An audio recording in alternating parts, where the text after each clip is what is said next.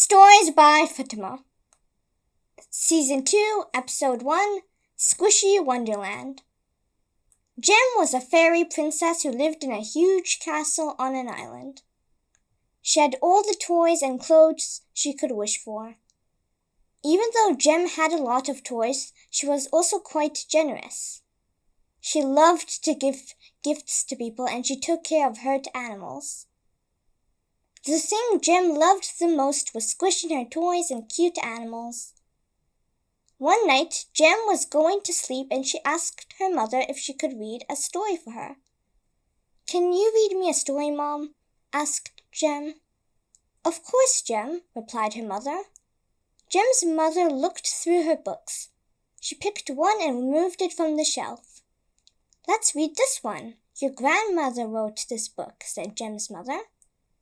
She began to read Jem the story. It was about a young girl who went on an adventure to find a treasure. When the young girl got to the treasure, she found out that it was being kept by creatures that were so squishy. The girl became friends with the creatures. "That would be so cool if they are real," said Jem. "Well, they are," replied her mother. "They are? Can I see one?" asked Jem. "Keep listening," said her mother. The story said that their land was invaded by dragons, so they had to run away to a secret place that no one knew about. "Too bad we couldn't help them. We have a whole army of fairies." "But Mom, who was the girl from the story?" asked Jem. "It was my mom," said Jem's mother. "Grandma found them?" said Jem. "Yes, she did. We'll talk more about this tomorrow, though. Sweet dreams, Jem," said her mother. Jem tried to fall asleep, but she kept thinking about the creatures. She really wanted to find them. When she woke up the next day, she went to go visit her grandmother. She greeted her grandmother and told her that she wanted to talk to her about the squishy creatures. Her grandmother sat her down and told her all about the squishies and her adventure at the Squishy Island. "They looked like cute bears and they were just as big as you, Jem," said Jem's grandmother. "They could jump really high and they had their own way of healing each other. They could put their paw on the person and after a few minutes they would be healed. They had healed me once when I was hurt." "Maybe we can try to find them again," said Jem. Her grandmother smiled and said, "I've tried before, but I never found them." "Maybe they went to another place with the treasure," said Jem. "Maybe, but I'm too old to go on big adventures now. And you're too young. Maybe when you're older," replied her grandmother. Jem asked for the map she had used to find the island of the squishies. "Sure, Jem. Good luck with it," said her grandmother. Jem nodded. Later that day she went home. She spent hours observing the map, pretending she was an adventurer. While she was playing, she got an idea. Her mother was busy talking with kings and queens from other fairy islands. She was so excited to tell her mother her idea. She flew to her mother. "Mom, Mom, Mom!" shouted Jem while she was flying. "What are you so excited about?" asked Jem's mother. "I know how we can find them," said Jem. "Who?" asked her mother. "The squishy creatures," said Jem. "On the top of the map it has 7 letters. E-A-A-N-S-A explained Jem. "I see what you mean. All the letters represent the 7 continents," replied her mother. "And 3 letters have been crossed out, which must be the places they have gone to already. Since E, S, and N are crossed out, they could be in one of the other 4 continents," said Jem. "Jem, if they had been moving that many times, they might have been attacked the same number of times," said her mother. Jem felt the need to find out more and see if the squishy creatures are all right, and try to help them if they were going to be attacked. But she couldn't do it all in one day. As she grew older, she started to figure out more and more things about the map and the movement of the squishy creatures. 9 years later, she finally figured out where the squishy creatures could be. One morning, Jem got out of bed and went to eat breakfast with her mother. She was going to tell her about where the squishies were. They all sat down as the maid poured their tea. "Mom, I have something amazing to tell you," said Jem excitedly. "What is it?" asked her mother. Jem was about to tell her, but her mother took a sip of the tea and started to cough. Her coughing got more and more intense. "Mom!" shouted Jem. Jem got out of her chair to help her mother, but she immediately passed out. Jem rushed her to the doctor. The doctor ran some tests and found out that she had an illness they had never heard of before. The doctors predicted that this type of illness would keep putting Jem's mother in more and more pain until she wouldn't be able to breathe anymore. "How long does she have?" asked Jem worryingly. "It should take about a month or two, depending on how strong she is," replied the doctor.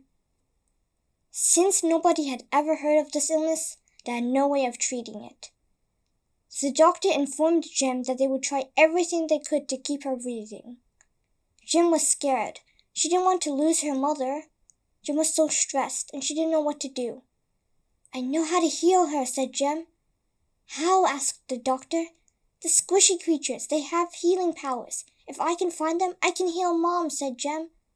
"I know where they are. I just need to go there." Jem flew to her room and quickly grabbed the map and some essential equipment. She flew out of the castle and began her journey to find the squishies. According to what Jem had found out, the squishies were hiding on top of Mount Fuji, which was in Japan.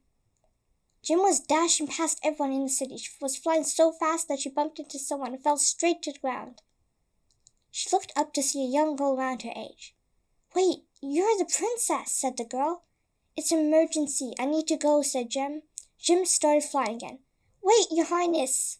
I can help get wherever you're going faster," shouted the girl. "How?" asked Jem. "I'll show you," said the girl. She took Jem's hand and led her to a catapult that Jem could fit in. "It's a fairy catapult. I made it so you can get launched really far," said the girl. "That's a great idea," replied Jem.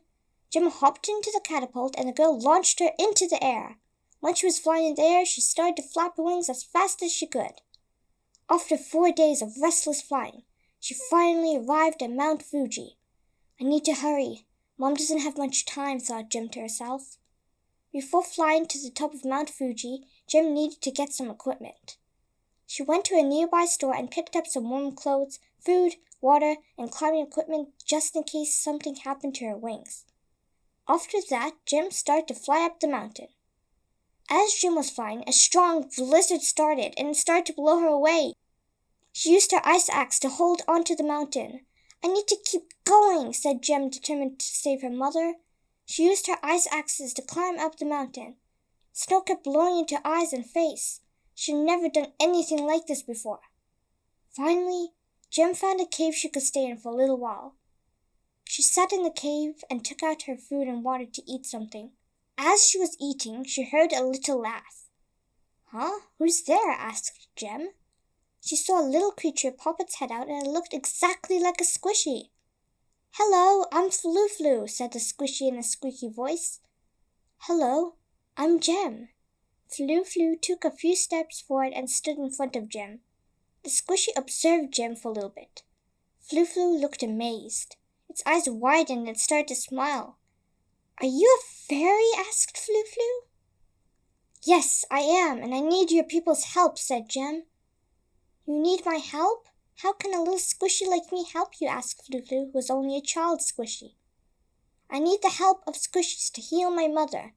You have a special ability. You can heal people with your paws," said Jem. "Well, when I'm older I can. My powers won't work until I'm 10 years old," replied Flu Flu. "What about your family? Where are they?" asked Jem. "I don't know. I was playing with my friends and then I got lost. I've been in this cave for 2 days now," said Flu Flu. Jem gave the squishies some food and water and they sat down and ate for a while and talked with each other. "Well, we have to keep going, and I'll help you find them," said Jem. She took the squishy's hand and started to fly again. As she was flying, she heard more squeaky noises. She landed back into the snow to see if she had found the squishies. When she looked down, she found 2 more squishies. "That's my friends!" shouted Flu Flu. Flu Flu ran to her friends and gave them a hug. "This is Amber and this is Teddy. They don't know the way back though," said Flu Flu. "Wow, a fairy!" said Amber and Teddy with excitement. "She's going to help us find our way back and she needs help with healing her mother," said Flu Flu. We should keep moving if we want to find your family, said Jem. They kept on flying until it was night. It had already been 6 days since Jem had left her mother, and she was worried.